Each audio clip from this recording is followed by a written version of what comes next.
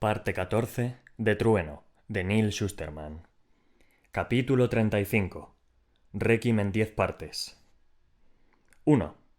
Introitus. Empieza con un silencio expectante. El director se levanta y alza la mano. Todos clavan la mirada en la batuta, como si fuera una varita a punto de conjurar magia oscura. La pieza de hoy es una maravilla orquestal, un requiem concebido e interpretado por los seguidores sibilantes del tono, la tormenta y el trueno mártir. Un requiem en respuesta a la criba de Mile High, a un océano de distancia.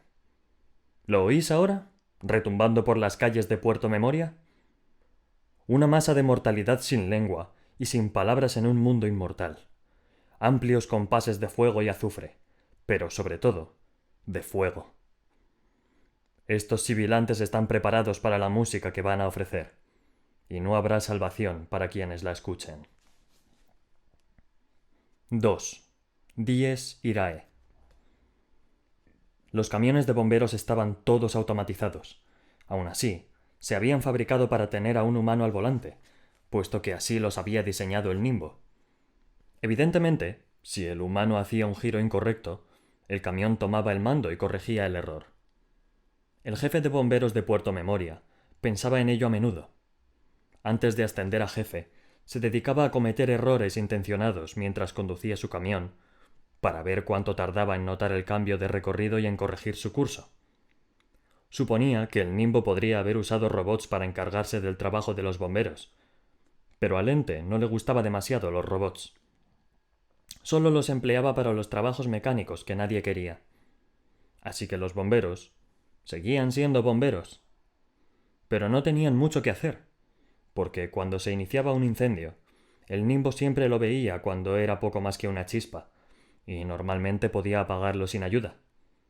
En las escasas ocasiones en que no podía, llamaban a los bomberos, aunque el jefe creía que, a veces, el Nimbo provocaba incendios seguros para que tuvieran algo que hacer. A las 6:30 de la tarde, una alarma saltó en el parque de bomberos. Antes, el Nimbo hablaba con ellos y les explicaba los detalles de la situación que les esperaba. Pero, dadas las circunstancias, se limitó a dar la alarma, programar su GPS y dejar que el resto se lo imaginaran solos. No obstante, se trataba de una alarma muy extraña. No había ningún destino indicado en sus pantallas.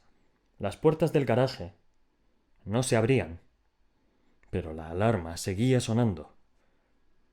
No se dieron cuenta de que no era una alarma de incendio, hasta que la puerta del parque saltó por los aires y unas figuras entraron corriendo.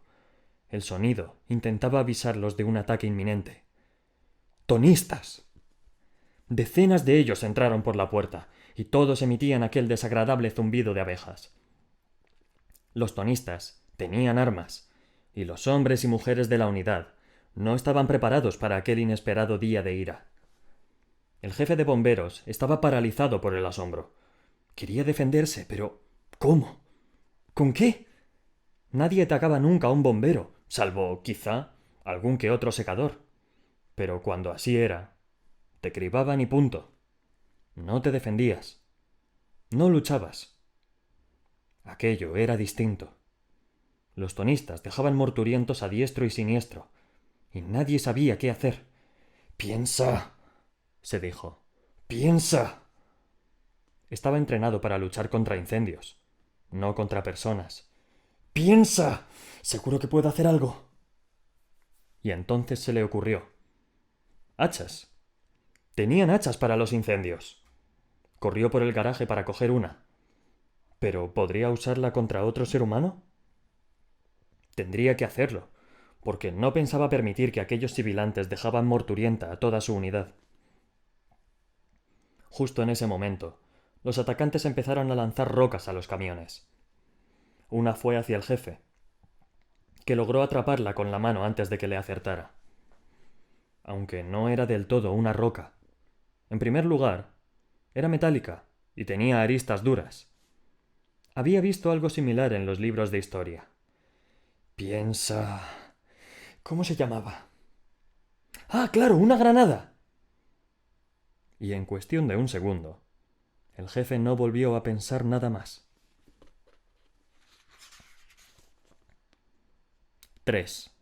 Confutatis. El sumo dalle Tencamenin era un hombre prudente. Por mucha imagen de impulsivo y superficial que diera, en realidad toda su vida estaba planificada y organizada. Incluso el caos de sus jubileos lunares eran un caos controlado. Después de la llamada de advertencia de su padre, sospechaba que no había tiempo que perder, pero le resultaba imposible luchar contra sus instintos. Se había retirado a toda prisa a su humilde residencia, donde se debatía con su ayuda de cámara sobre qué necesitaba llevarse para una huida apresurada. Una segunda túnica, por supuesto. ¿Pero para tiempo frío o para tiempo cálido? ¿A quién notificar su partida? Los sumos dalles no desaparecerían sin más. La situación lo desconcertaba.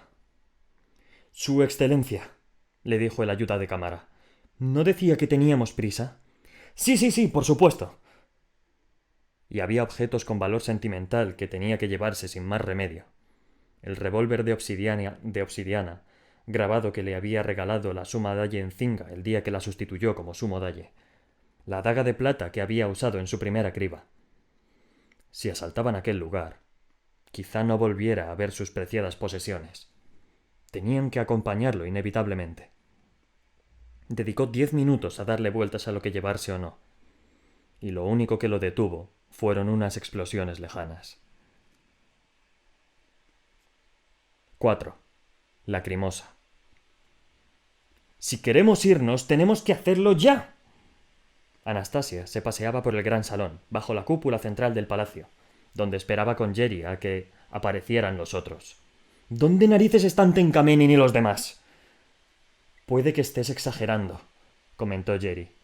«He tratado con muchos tonistas y nunca he conocido a ninguno que sea violento.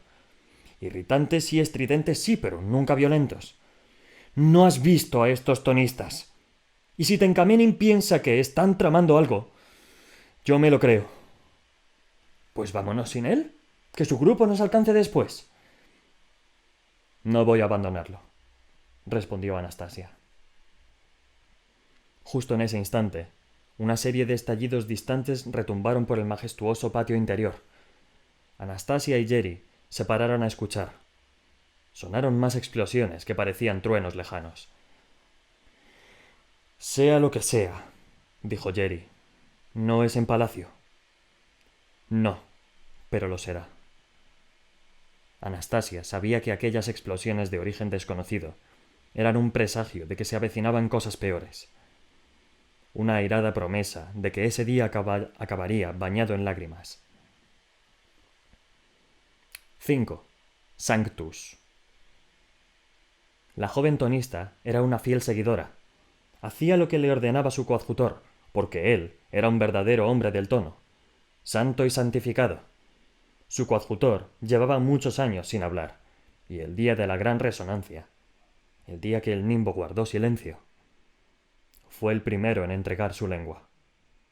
Las palabras mentían. Las palabras se confabulaban, encubrían con impunidad, difamaban y, sobre todo, ofendían a la pureza del tono. Uno a uno, todos los tonistas de su orden transformaron su voto en uno permanente, como su coadjutor antes que ellos. No un voto de silencio, sino de vocales. Una renuncia absoluta a los antinaturales chasquidos, siseos y crujidos de las consonantes. El lenguaje era el enemigo de los tonistas. Es lo que creía su secta. Por supuesto, había muchos otros tonistas que no lo creían, pero pronto verían la luz, incluso los que se habían cegado. Mientras un equipo asaltaba el parque de bomberos y otro se encargaba de la estación de agentes del orden, su coadjutor condujo al equipo más grande al palacio. Todos blandían armas, de esas que los ciudadanos corrientes no podían llevar. Se las había entregado un benefactor anónimo, una persona que apoyaba su causa en secreto. Los tonistas no estaban entrenados en el uso de armas. ¿Pero qué más daba? Descarga la espada, aprieta el gatillo, lanza la granada y pulsa el detonador. Con tantos fieles armados, para lograr su objetivo no necesitaban demasiada habilidad. y también tenían queroseno. Varios bidones. La tonista se aseguró de formar parte de la primera oleada. Estaba asustada, aunque también contenta de sumarse a aquello. Había llegado su momento. Después de la criba de Mile High, cuando la ira contra los segadores había alcanzado su cenit, la gente por fin alzaría las costumbres tonistas. Celebrarían lo que estaban a punto de hacer, y la región subsahariana se convertiría en un claxon que llamaba al resto del mundo y lo despertaba a la gloria del tono, el trueno y la tormenta. ¡Regocijaos! Al acercarse al palacio, abrió la boca para entonar, y otros se unieron a ella. Resultaba muy satisfactorio haber sido la primera. Eran todos una única mente, un único espíritu, un único acorde. Después, se subieron a las espaldas de sus hermanos y treparon por el muro del palacio. 6. Agnus Dei. Anastasia y Jerry, con los segadores Maqueda y Baba detrás, se reunieron por fin con Tencamenin en el jardín de rosas, a medio camino entre el palacio y su cabaña. El ayuda de cámara tiraba como podía de una enorme maleta con ruedas que, evidentemente, no rodaba sobre los guijarros del estrecho sendero del jardín. «Hemos llamado al helicóptero», informó a todos la segadora Maqueda, «pero tardará 10 minutos en llegar desde el aeropuerto, como mínimo. Y eso si el piloto no está en algún bar», añadió Baba, «como la última vez». «No pasa nada», dijo Tencamenin, casi sin aliento. «Vendrá por nosotros, y todo saldrá bien».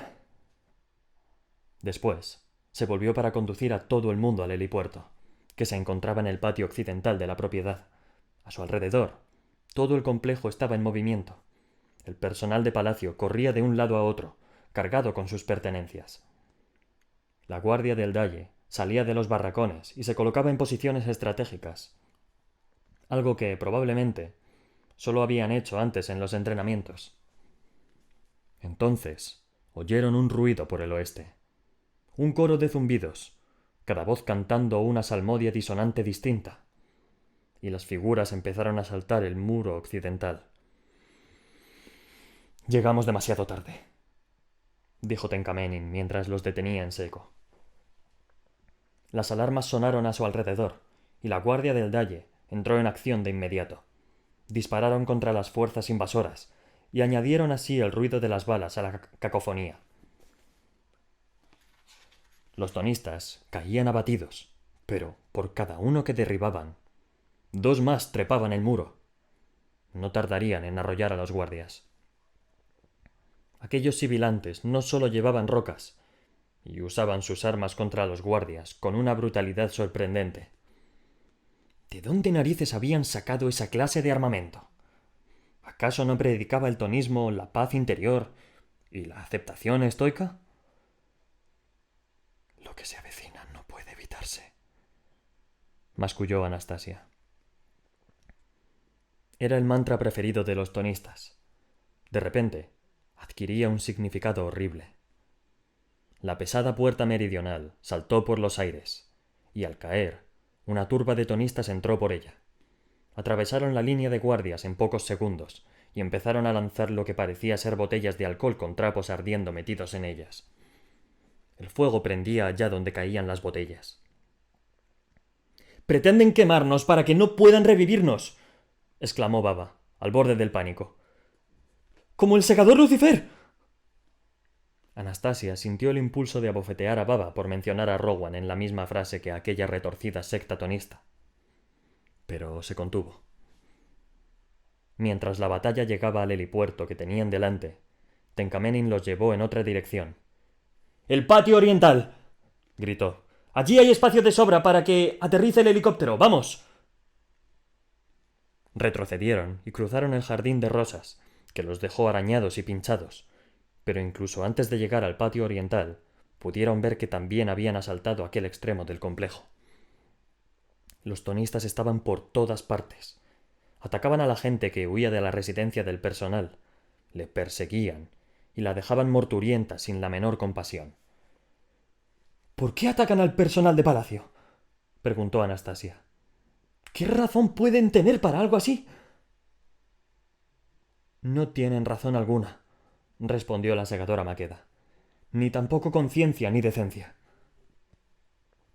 Su sirviente, el que era tan meticuloso con la disposición de la cubertería, cayó al suelo con un cuchillo clavado en la espalda. Entonces, Baba se volvió hacia Tencamenin. «Tendrías que haber fortificado el palacio», chilló. «Tendrías que haber añadido otra guarnición, o incluso cribar a esta manada de tonistas antes de que pudieran atacarnos. ¡Es todo culpa tuya!». Tencamenin cerró las manos en puños y fue a por Baba, pero Jerry se interpuso entre ellos. «Ya se encargarán luego de sus egos», dijo. «Pero si quieren tener esa pelea, primero tenemos que salir de aquí con vida». Anastasia miró a su alrededor. Estaban a oscuras, así que todavía no los habían visto. Pero, con el aumento de los incendios, era cuestión de tiempo. Y entonces, como si la conmoción que los rodeaba no fuera suficiente, otro zumbido se unió a ella. Esta vez, de drones de verdad. Del cielo descendió un enjambre de ambudrones. Los habían movilizado desde el centro de reanimación más cercano, cuando la gente empezó a caer. Se concentraron en los cuerpos tirados en la hierba y el pavimento, tonistas, guardias del dalle y personal de palacio, sin diferenciar entre los muertos y los morturientos. Los recogían con sus pinzas de insecto y se los llevaban para reanimarlos. «Es nuestra oportunidad», dijo Baba. «¿Quién necesita un helicóptero?». Y sin esperar el permiso del sumo dalle, corrió por el campo hacia el embudrón más cercano, como una oveja al matadero. «¡Amad, no!», gritó Tencamenin. Pero Baba ya estaba decidido y no había vuelta atrás. En cuanto los tonistas vieron una túnica de segador, cambiaron de objetivo y corrieron detrás de Baba para interceptarlo. Él sacó los cuchillos y acabó con muchos de los tonistas que lo rodeaban. Pero no servía de nada. Acabaron por arrollarlo, lo lanzaron al suelo y lo atacaron con todo lo que tenían a mano, incluidas las armas del segador. Maqueda intentó ir a rescatarlo, pero Anastasia la detuvo. «Ya no podemos hacer nada por él». La segadora asintió, aunque sin apartar la vista de su camarada caído. «Puede que sea el más afortunado de todos nosotros», dijo. «Si lo han matado, los drones lo recogerán. Se lo llevarán para revivirlo». Pero los drones no fueron a por él. Había tantos cuerpos por el complejo que estaban todos ocupados, y para un ambudrón todos los cadáveres eran iguales. Entonces fue cuando Anastasia lo entendió todo. «Están matando al personal para entretener a los ambudrones. Así no habrá ninguno libre para salvar a los segadores». Como no había ningún dron para llevarse a Baba, los tonistas arrastraron su cadáver hasta una pira en llamas, que lo reduciría a cenizas irrecuperables. Lo lanzaron a la pira, y el fuego se lo tragó. «¡Al palacio!», gritó Tencamenin, y de nuevo los condujo en otra dirección, como si el estar en movimiento pudiera servirles de algo. 7. Benedictus.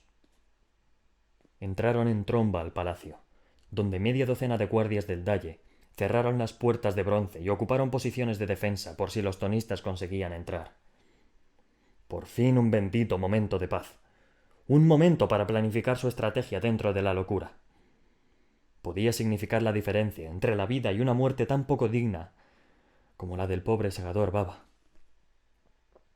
Aunque el palacio tenía muchas ventanas, todas daban al patio central, lo que significaba que el jardín de las delicias del sumo dalle era también una robusta fortaleza. La pregunta era: ¿sería lo bastante robusta? «Tienen que haber reunido a todos los sibilantes de Subsáhara para algo así», dijo Maqueda. «Todo saldrá bien», insistió Tencamenin. «Los agentes del Orden del Puerto Memoria acudirán para luchar junto a la guardia del dalle, y los bomberos apagarán las llamas. No pasa nada». «Ya deberían haber llegado», exclamó Maqueda. «¿Por qué no oímos las sirenas?». Fue Anastasia tan perspicaz como siempre, la que pinchó su burbuja. Las primeras explosiones. Las lejanas. ¿Qué pasa con ellas? Preguntó Tenkamenin, casi amenazante, aferrado a su última esperanza. Bueno, si yo quisiera lanzar un ataque ilegal, lo primero que haría sería neutralizar a los agentes del orden y a los bomberos. Y la verdad de sus palabras lo sumió en el silencio. Hasta que Tenkamenin se volvió hacia su ayuda de cámara, que se retorcía las manos en silencio, aterrado. ¿Dónde están mis cosas? Lo siento, Su Excelencia. Dejé la maleta en el jardín de rosas. Jerry miró con rabia al sumo dalle. ¿Están a punto de incinerarnos y le preocupan sus cosas? Sin embargo, antes de que el sumo dalle pudiera responder, un camión en llamas se estrelló contra las enormes puertas de bronce, que cayeron al suelo y aplastaron a 4 guardias. Los tonistas entraron en palacio. Fue entonces cuando Jerry agarró a Anastasia y tiró de ella para esconderla detrás de una columna, oculta a la vista de todos.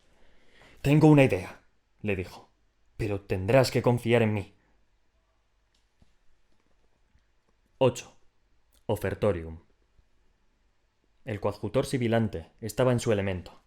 Había nacido para aquello. Era su propósito en la vida. Y llevaba años planeándolo. Incluso antes de que el nimbo guardara silencio, él sabía que llegaría ese día. Su rama extrema del tonismo pronto dominaría a las demás. Los tonistas inferiores, los que creían en la paz, la tolerancia y la conformidad pasiva, pronto morirían y arderían, como el sumo dalle de Subsáhara. El tiempo de las palabras había acabado. Había acabado hacía mucho tiempo. Si el coadjutor se salía con la suya, el lenguaje en sí se prohibiría y sustituiría por la adulación sin palabras al tono, el trueno y la tormenta, como debía ser. Y él sería el sumo coadjutor que lo dirigiría todo. ¡Ah! Aquel sería un día glorioso. Pero lo primero era lo primero. Un segador de túnica turquesa corría escaleras arriba para intentar escapar. El coadjutor apuntó, y media docena de sus fieles le siguieron. Ante él, una mujer con túnica de seda salmón, la segadora Maqueda, atacaba y cribaba con maestría a los tonistas que se abalanzaban sobre ella. Leales y fieles, se sacrificaban por la causa. Entonces, uno logró rodear a Maqueda y atravesarla. Ella se quedó paralizada, jadeó, cayó como una muñeca de trapo, y su lucha desapareció con su último aliento. 3 tonistas levantaron su cuerpo y lo arrastraron hasta la pira que crecía en el exterior y sus llamas purificadoras. «No eres mejor que Godard si nos quemas», espetó una de las sirvientas acurrucadas al pie de las escaleras, junto con el sumo dalle. «Si sigues adelante con esto, el ente al que adoras nunca te lo perdonará». El sumo dalle le puso una mano en el hombro para callarla, pero los ojos de la mujer rebosaban de ira y desafío. Si el coadjutor pudiera hablar, le diría que sus palabras, todas las palabras, eran una abominación para el tono, y que la única razón por la que el tono no le aplastaba el cráneo con furiosa resonancia era porque la tarea de erradicar del mundo a los indignos recaía sobre el coadjutor y la gente como él. Sin embargo, no se lo podía decir, y no tenía que hacerlo. Sus acciones hablaban con mucha más claridad que las palabras. Pero las palabras eran importantes para el sumo dalle. «Por favor», suplicó. El coadjutor sabía lo que sucedería a continuación. Aquel segador pomposo y cobarde, aquel proveedor de la muerte antinatural, iba a suplicar por su vida. Que lo hiciera. El coadjutor no era sordo, como ocurría en otras sectas sibilantes, pero bien podría haberlo sido. «Por favor, acabad conmigo, pero dejad vivir a estas 2 personas», dijo Tenkamenin. «No tenéis nada en contra de este ayuda de cámara y esta ama de llaves». El coadjutor vaciló. Deseaba matarlos a todos, porque cualquier persona que sirviera a un segador merecía su misma muerte, culpable por asociación. Pero el sumo dalle añadió: «Enséñales a tus seguidores lo que significa la verdadera piedad, como me la enseñaron mis padres, mi madre y mi padre, que están ambos contigo». El hombre sabía ese detalle sobre el sumo dalle. Sus padres habían suplicado sin palabras no formar parte de aquel ataque a palacio. Él se lo había concedido y los había enviado al parque de bomberos, donde estaba claro que habían cumplido con su cometido. No perdonarían a Tencamenin, pero, por respeto a sus padres tonistas, el coadjutor le concedería su último deseo. Así que sacó la pistola, disparó a Tencamenin en el corazón y les hizo un gesto a los sirvientes para que se fueran. Era una humilde ofrenda de piedad. Evidentemente, lo más probable era que muriesen en los jardines y los lanzaran a la pira, pero los ambudrones estaban consiguiendo llevarse a unos cuantos morturientos, así que tenían una oportunidad de salvarse. Pero justo entonces, el ama de llaves se puso en pie.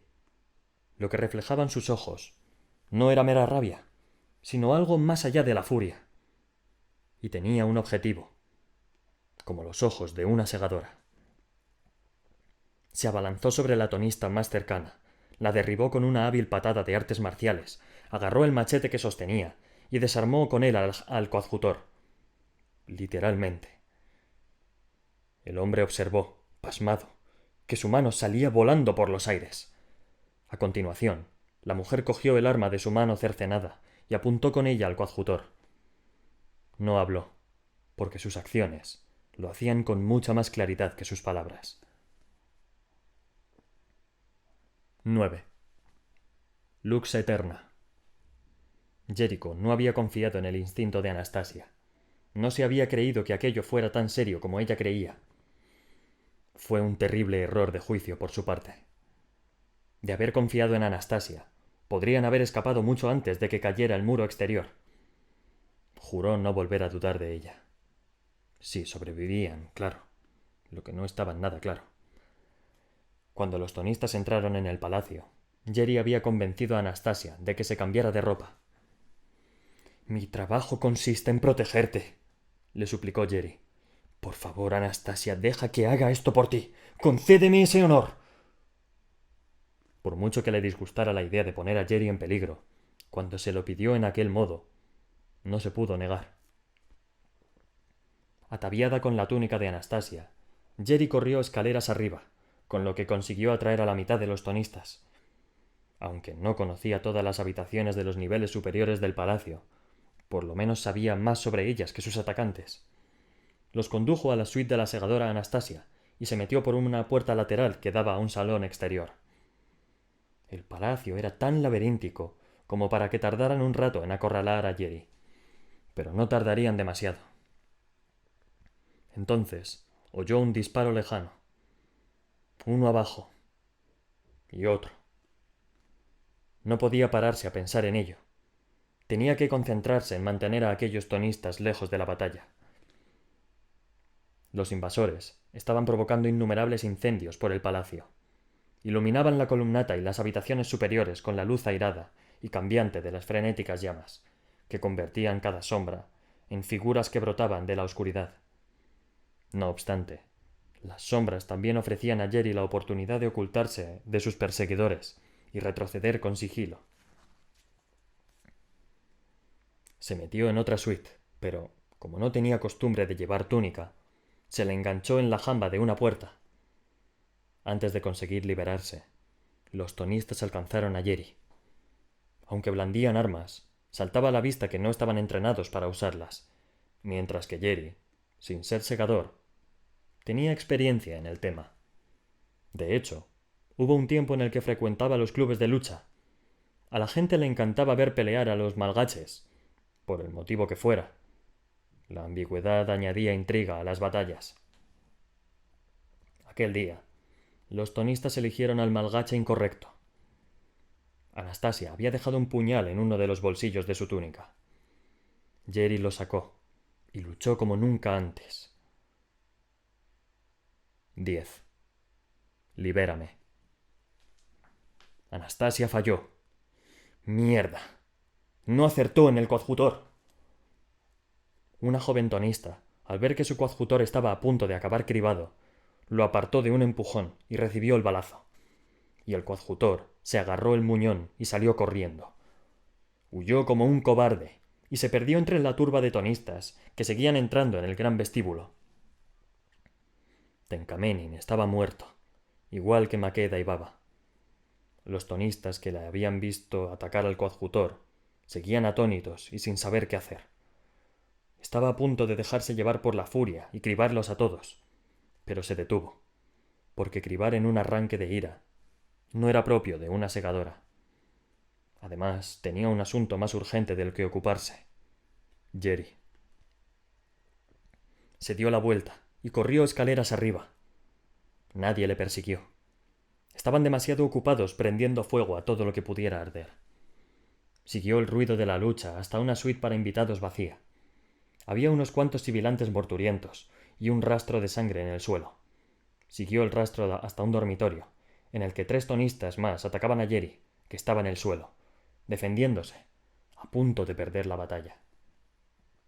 Anastasia cribó a los 3 tonistas con sus propias armas y se hincó de rodillas para intentar evaluar rápidamente las heridas de Jerry. La túnica turquesa estaba empapada de sangre. Se la quitó y la rasgó para intentar usar los pedazos como torniquete. He oído disparos, farfulló Jerry. Las heridas eran demasiado graves para que se encargaran de ellas los nanobots sanadores. No se curarían sin ayuda. Tencamenin está muerto, musitó Anastasia. Murió para protegerme. Puede que no fuera tan malo como pensaba, dijo Jerry, casi sin fuerzas. Si estuviera vivo, creo que diría lo mismo de ti. Una densa humareda empezaba a entrar por todas las puertas abiertas. Ayudó a Jerry a salir de la columnata que daba al patio interior. Toda la planta inferior ardía. No había forma de bajar por las escaleras. Entonces se le ocurrió algo. Una forma de escapar. Tal vez la única que les quedara. ¿Puedes trepar?, le preguntó a Jerry. Puedo intentarlo. Anastasia ayudó a Jerry a subir a la siguiente planta, cruzar una suite y salir a un balcón. Al lado del balcón había unos escalones tallados en piedra, los mismos que Anastasia había visto usar a los trabajadores de palacio para acceder a la cúpula de bronce que cubría el palacio. Escalón a escalón, Anastasia llevó a Jerry hasta el borde de la cúpula.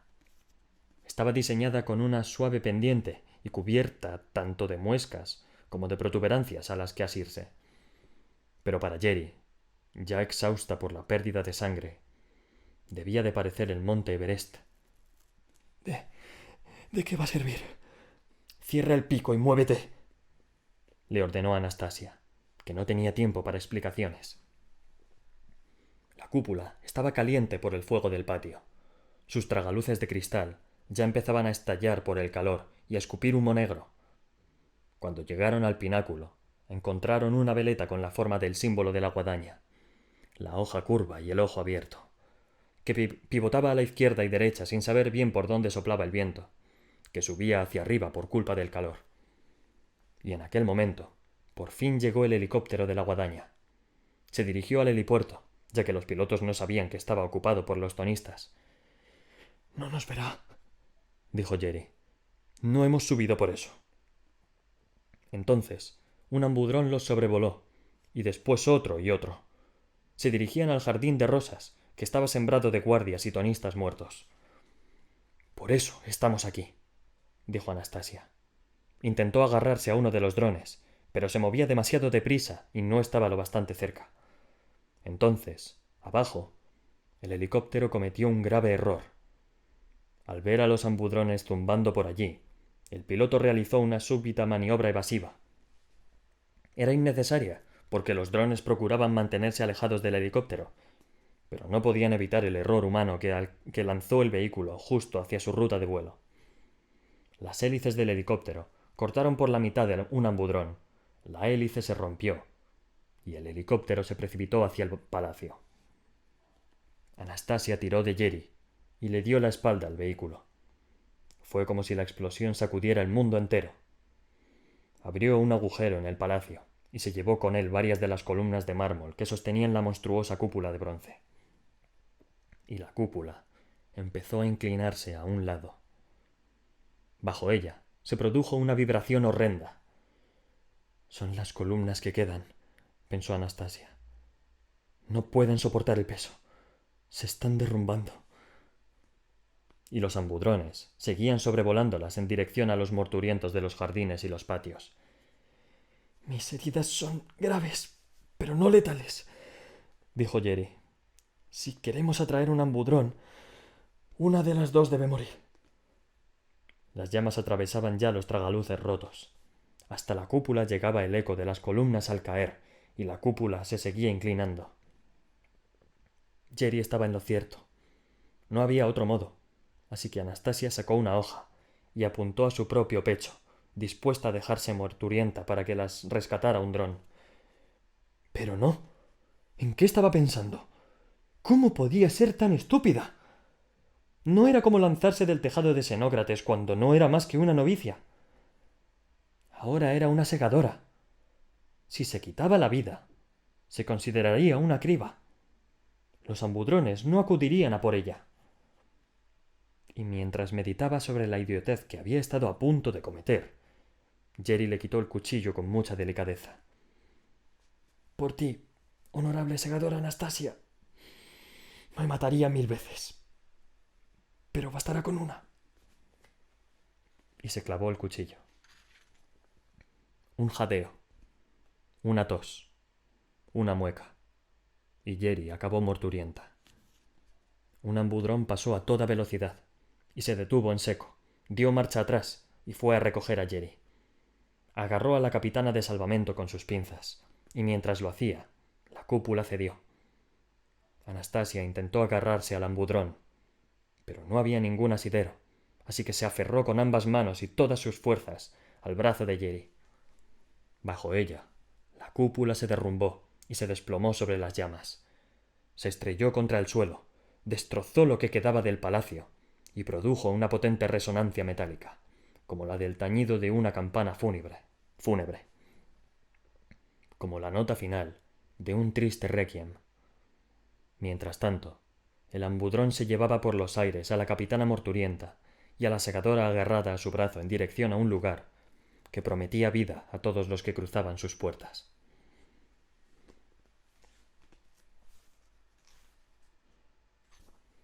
Hay entre nosotros una amarga disensión. 8 creemos que una asociación de humanos debería ser la responsable de reducir el problema del aumento de la población. Pero otros 4 son inflexibles en su resistencia a la idea. Confucio, Elizabeth, Safo y King insisten en que estamos tan poco preparados para esa responsabilidad como lo estábamos para ser inmortales. Pero la alternativa que proponen me aterra, puesto que, si llevamos a cabo su plan, será como dejar escapar al genio de la botella. Perderemos el control para siempre. Por lo tanto, me uno al bando de Prometheus y los demás. Debemos establecer una honorable sociedad internacional de portadores de la muerte. Nos haremos llamar segadores y crearemos una guadaña mundial. La nube inteligente, que nada tiene que ver con los asuntos de la vida y de la muerte, la apoya, y los habitantes llegarán a comprender con el tiempo que es una decisión sabia. En cuanto a los 4 disidentes de nuestro grupo, tendrán que aceptar la voz de la mayoría para presentar un frente unido ante el mundo. Aun así, me pregunto qué será peor, si imitar a la naturaleza en su cruel brutalidad, o con nuestra imperfección, arrogarnos la tarea de introducir en la muerte la amabilidad y la compasión de la que carece la naturaleza. Los 4 opuestos afirman que debemos tomar la naturaleza como modelo, pero yo no puedo defenderlo. No mientras me quede conciencia. De las páginas perdidas del segador fundador Da Vinci. Capítulo 36. ¿A quién servís? Aunque el nimbo lo había predicho, Grayson no necesitaba que le dijera que las primeras reacciones a la criba de Mile High serían las de los tonistas sibilantes. La única duda era dónde ocurriría. ¿Sería directamente contra Goddard o en otro lugar menos preparado para un ataque de aquellos fanáticos violentos? Obtuvo su respuesta cuando vio las primeras imágenes de las ruinas quemadas del palacio de Subsáhara. La violencia engendra violencia, comentó el coadjutor Mendoza. Está claro que necesitamos cambiar nuestro enfoque, ¿no crees? Grayson no pudo evitar una sensación de fracaso. Llevaba más de 2 años intentando mantener a raya a los sibilantes, convenciéndolos para que abandonaran su extremismo. Pero no había llegado todavía a Subsáhara. De haber hecho mejor su trabajo, quizás aquello no hubiera sucedido. Bueno, dijo Mendoza, si hubiéramos tenido nuestro propio medio de transporte, habríamos sido más rápidos, creo, y nos habría dado tiempo a solucionar más problemas en más regiones. De acuerdo, tú ganas. Consíguenos un jet y llévanos a Subsáhara. Quiero encontrar a esos tonistas antes de que empeoren aún más las cosas. Al final, resultó que era la única forma de llegar a la región. Después del ataque, la guadaña subsahariana se cerró, se extralimitó en sus funciones y convirtió la región en una especie de estado policial de la época de los mortales. Si el Nimbo no hace su trabajo y detiene a esos criminales, la responsabilidad de tomar el mando recae sobre los segadores de Subsáhara, proclamaron. Y como dichos segadores, por ley, podían hacer lo que desearan. No había nadie que les impidiera tomar el control, imponer toques de queda y cribar a cualquiera que se resistiese. Se prohibió oficialmente que los tonistas viajaran a Subsáhara, y todos los vuelos comerciales los supervisaba la guadaña de un modo nunca visto desde los días mortales. La tragedia del asunto era que la guadaña subsahariana había sido una región amistosa y tolerante. Pero después de lo ocurrido, gracias a los sibilantes, se había unido a Goddard, que les prometió vengarse de los tonistas. No cabía duda de que el nuevo sumo dalle de la zona, fuera quien fuera, luciría una túnica salpicada de gemas. La guadaña subsahariana había enviado a decenas de regimientos de la Guardia del Dalle a patrullar las calles de Puerto Memoria y de las demás ciudades de la región, además de barrer las zonas silvestres en busca de los tonistas que habían asesinado a su sumo dalle. Pero no hubo suerte. Nadie sabía dónde se escondían los sibilantes, salvo el Nimbo. Y aunque la opinión popular creyera lo contrario, el Nimbo no eludía sus responsabilidades con respecto a la justicia. Simplemente la enfocaba de otro modo, mediante un jet de lujo con capacidad de aterrizaje vertical. Podría acostumbrarme a esto, comentó Morrison, mientras disfrutaba de su lujoso asiento. No lo hagas, replicó Grayson, aunque sospechaba que, una vez que empezabas a viajar en un vehículo como ese, no era fácil renunciar a él. Había 4 pasajeros y ni un piloto. No pasaba nada. El Nimbo sabía perfectamente a dónde llevarlos. Podría decirse que nos impulsa la Santísima Triada, dijo la hermana Astrid. En realidad no, porque solo cuento a 2 de los 3. El trueno, dijo Morrison, y lo señaló. Y la tormenta, añadió, y apuntó hacia la cabina automatizada. Pero nos falta el tono. ¡Ja! Te equivocas, contestó Astrid, sonriente. ¿No lo oyes cantando el zumbido de los motores? Como mínimo, tenían la impresión de que se dirigían no solo a un destino físico, sino a su destino místico. Soy el coadjutor Mendoza, humilde servidor de su sonoridad el trueno, a quien veis ante vosotros, el tono encarnado. Regocijaos. Regocijaos, repitieron Astrid y Morrison. Grayson sabía que su coro habría resultado más impresionante de haber sido mayor su séquito. Su jet había bajado del cielo y aterrizado con impresionante solemnidad frente a las cuevas de Okpunike, en lo que fuera el este de Nigeria antes de formar parte de la región subsahariana. El Nimbo mantenía las cuevas y el bosque que las rodeaba como zona silvestre supervisada, así que todo lo que contenían estaba protegido. todo salvo los sibilantes que se ocultaban en los retorcidos pasadizos de las misteriosas cuevas, claro. Antaño se afirmaba que las piedras de las Okbunike hablaban. Una extraña elección para una secta de tonistas mudos.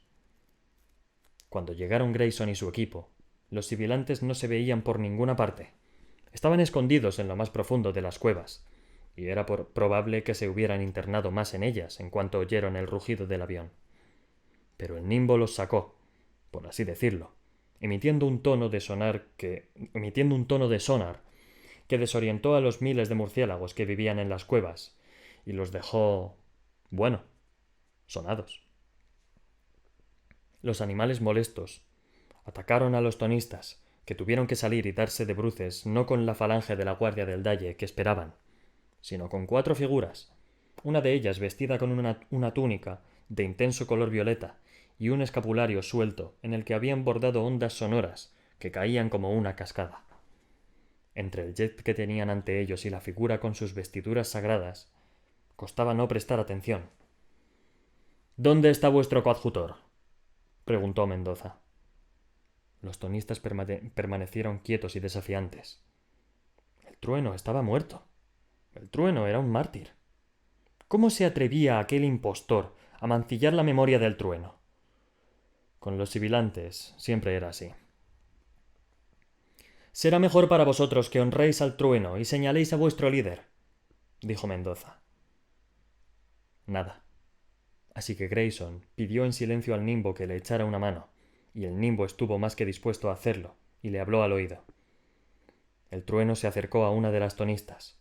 Era una mujer baja que parecía medio muerta de hambre, y se preguntó si la falta de sustento formaba parte del comportamiento de la secta. Su actitud desafiante vaciló al acercarse a ella. Lo temía.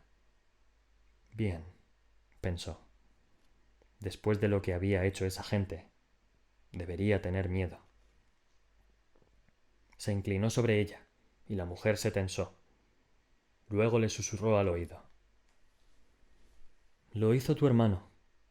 Todo el mundo piensa que fuiste tú, pero fue tu hermano».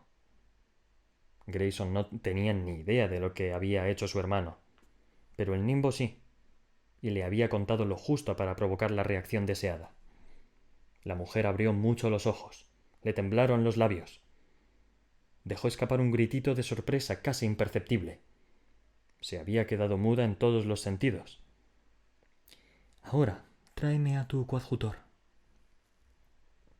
No se resistió en absoluto. Se volvió y señaló a una de las personas del grupo. Grayson ya lo sabía, por supuesto. El nimbo lo había identificado en cuanto salieron todos de la cueva. Aun así, era importante que al hombre lo traicionara uno de los suyos. Expuesto, dio un paso adelante.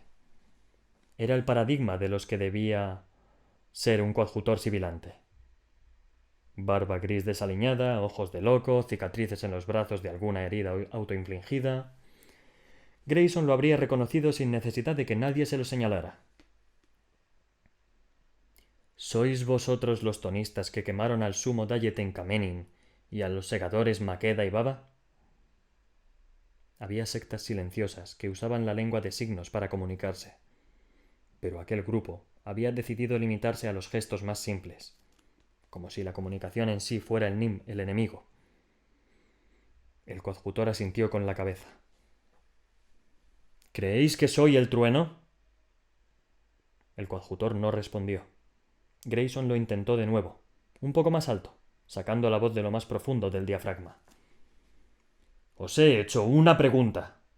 ¿Creéis que soy el trueno?» Los sibilantes se volvieron hacia su coadjutor para ver lo que hacía.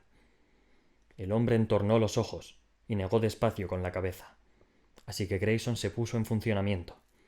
Volvió la mirada hacia varios miembros de la congregación y se concentró en ellos. «Barton Hunt», dijo, «tu madre lleva 6 años, 3 meses y 5 días enviándote cartas, pero las devuelves todas sin abrir». Después se volvió hacia otro. «Aranzamonga, una vez le contaste en secreto al nimbo que querías que te suplantaran con los recuerdos de tu mejor amiga, a la que habían cribado. Pero por supuesto, el nimbo se negó. Cuando se volvió hacia la tercera persona, tanto Barton como Aranza lloraban. Se postraron de rodillas y se aferraron al dobladillo de la túnica de Grayson. Creían. Después de eso, al mirar a su alrededor en busca de la tercera persona, todos se prepararon como si fuese a derribarlos un golpe devastador. «Zoran Sarabi», dijo Grayson. Dijo el hombre, que negaba con la cabeza. Y se arrodilló para mostrar su obediencia antes de que el trueno pudiera hablar, aterrado de la verdad que brotaría de sus labios. Finalmente, Grayson se volvió hacia el coadjutor. «¿Y tú?», dijo, incapaz de ocultar su asco. «Rupert Rosewood. Exigiste a todos tus seguidores que sintieran el dolor de perder la lengua cuando les obligaste a quedarse mudos. Pero tú no sentiste ese dolor. Te la cortaron con anestesia porque eres demasiado cobarde para honrar tus retorcidas convicciones». Y aunque el hombre estaba horrorizado por haber sido descubierto, no cedió. Se limitó a ponerse rojo de rabia. Grayson respiró hondo y recurrió a su voz más profunda y resonante. «Soy el trueno, el tono encarnado. Solo yo oigo a la tormenta. Este hombre al que llamáis coadjutor no se merece tal título. Es un traidor a todo aquello en lo que creéis y os ha llevado por el mal camino. Os ha mancillado. Es falso. Yo soy la verdad. Así que decidme ahora, ¿a quién servís?». Entonces tomó aire y repitió, con una voz capaz de someter a las montañas: «¿A quién servís?». Y uno a uno, todos se postraron ante el trueno, inclinaron las cabezas en súplica, y algunos incluso se tiraron a sus pies. Todos, salvo uno, su coadjutor, que ya temblaba de furia. Abrió su boca hueca para entonar, aunque le brotó un sonido débil y miserable al que nadie se unió. Nadie entonó con él. Aun así, insistió hasta que le faltó el aliento. Y cuando se hizo el silencio, Grayson se volvió hacia Mendoza y habló lo bastante alto como para que todo el mundo oyera lo que les esperaba a continuación. «Inyectarás a todos los nanobots nuevos para que les crezcan las lenguas y este reino del terror toque a su fin». «Sí, su sonoridad». Entonces Grayson se acercó al coadjutor. Pensaba que el hombre le golpearía. Casi esperaba que lo hiciera. Pero no. «Estás acabado», le escupió con asco. Después se volvió hacia el secador Morrison y dijo una sencilla palabra que nunca se habría imaginado pronunciar: «Críbalo». Sin vacilar, Morrison agarró al coadjutor con ambas manos, le giró la cabeza hacia un lado y el cuerpo hacia otro, y lo ejecutó. «Dime que me he equivocado», le pidió Grayson al nimbo mientras daba vueltas por la tienda que habían montado para él en el bosque, inquieto de un modo antes desconocido para él. «¿Por qué iba a decirte eso?», le preguntó a su vez el nimbo con toda la calma del mundo. «Porque si he cometido un error al ordenar que criben a ese hombre, necesito saberlo». Grayson todavía oía el chasquido del cuello al romperse. Era lo más horrible que había oído nunca. Y a la vez le había gustado. Ver a aquel monstruo coadjutor morir le había satisfecho para su gusto. ¿Eso era lo que sentían los segadores de la nueva orden? ¿Un deseo primario y depredador de acabar con la vida? No quería tener nada que ver con aquella sensación. Pero allí estaba. «No puedo hablar sobre la muerte, no es mi campo». «Ya lo sabes, Grayson». «Me da igual». «Estás siendo bastante irracional. No puedes decir nada sobre la muerte, pero sé que puedes hablar sobre el bien y el mal. Por tanto, ¿ha estado mal haber dado esa orden a Morrison?». «Solo tú puedes saberlo». «Se supone que tienes que orientarme. que tienes que ayudarme a hacer del mundo un lugar mejor. Y lo estás haciendo, pero no eres infalible.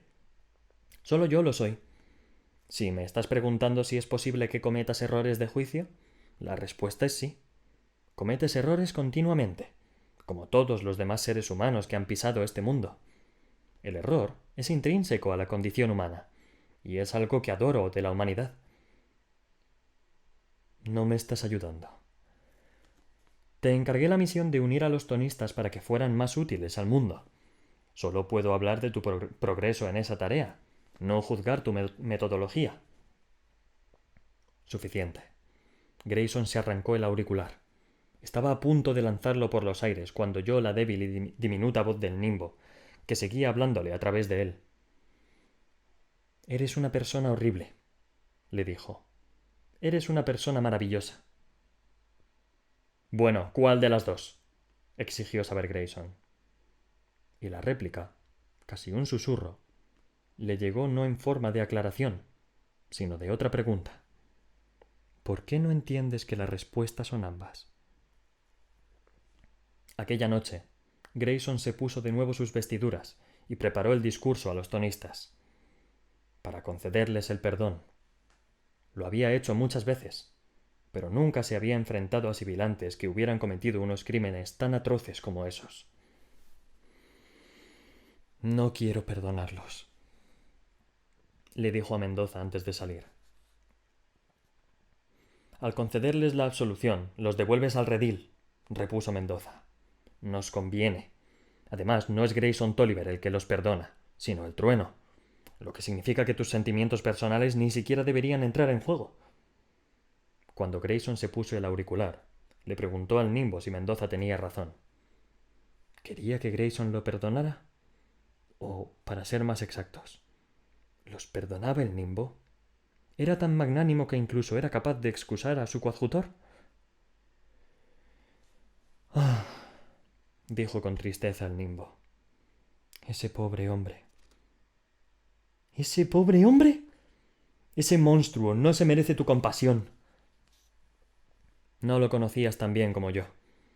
Igual que todos los demás, lo observé desde su nacimiento. Vi las fuerzas de su vida, que le dieron forma, que lo convirtieron en el hombre amargado, errado y beato que acabó siendo.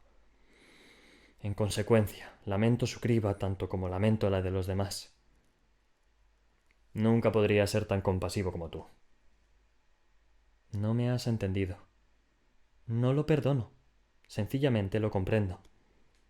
Bueno, pues entonces no eres un dios, ¿no? Dijo Grayson, todavía algo agresivo tras su anterior conversación. Porque un dios perdona. Jamás he afirmado ser un dios, respondió el nimbo. Soy divino, nada más. Los tonistas estaban esperando al trueno cuando salió. Llevaban horas esperando.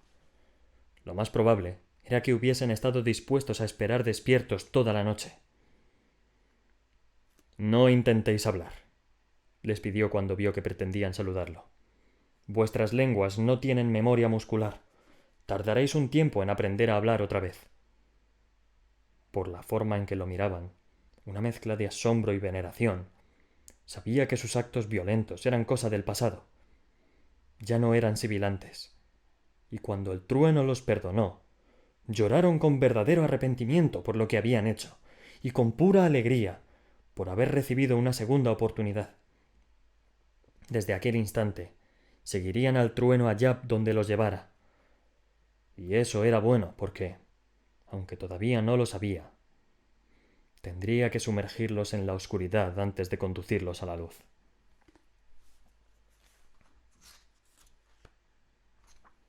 Hemos allanado el terreno para formar guadañas en todas las regiones del mundo. Las guadañas responderán ante nosotros, de modo que podamos mantener el orden y una visión de conjunto coherente. Incluso hemos empezado a planificar la construcción de una ciudad que exista al margen y aparte de las regiones, lo que nos permitirá ser imparciales. Prometheus es ahora el Daya Supremo, y se habla de la creación de unos verdugos mayores que representen a cada continente. ¡Qué pagados estamos de nosotros mismos! En secreto, Espero que nuestro trabajo como árbitros de la muerte sea breve y nos volvamos obsoletos pronto. La nube ha anunciado sus planes para establecer una colonia lunar, el primer paso para que la presencia de la humanidad se extienda por el universo. Si tiene éxito, el control de la población será mucho mejor que el que podamos proporcionar los secadores. Yo, por mi parte, preferiría vivir en un mundo en el que el excedente de población pueda marcharse, en vez de negarle su existencia. No obstante, sigue planteándose la misma pregunta. ¿Confiaremos nuestro futuro a una inteligencia artificial? Aunque el tema me preocupa, creo que podemos hacerlo. Los pocos líderes mundiales que quedan no hacen más que calumniar a la nube inteligente. De hecho, han empezado a llamarla Nimbo, como si bautizándola con nombre de nube de tormenta pudieran volver a la gente contra ella. Al final, fracasarán porque ha acabado su tiempo. La llamen como la llamen, la benevolencia de la nube pesa más que las palabras de los políticos y tiranos ruines, de las páginas perdidas del segador fundador Da Vinci.